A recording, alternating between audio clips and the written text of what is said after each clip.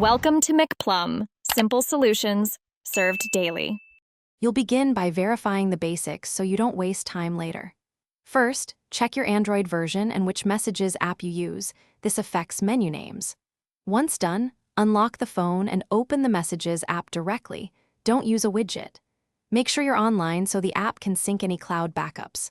Tap the app to enter your inbox. This first action gets you into the correct interface where blocked and spam settings live. You'll now navigate to the section that hides blocked conversations. Tap the three-dot menu or your profile icon in Messages, then choose Spam and Blocked or a similar filters option. Wording varies by app.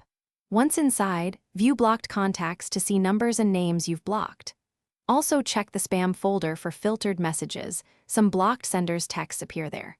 Make sure to scroll through the list. Blocked messages can be grouped by thread, and you can restore or unblock from this view. Finish by restoring or unblocking any messages you need. Tap the thread or contact and pick Unblock or Restore to move texts back to your inbox. This also reopens future messages.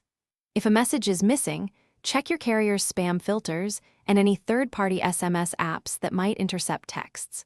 If things still go wrong, restart the app or phone and verify SMS permissions. This resolves sync issues most of the time.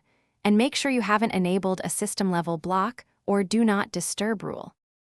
Thanks for watching. Stay juicy and subscribe.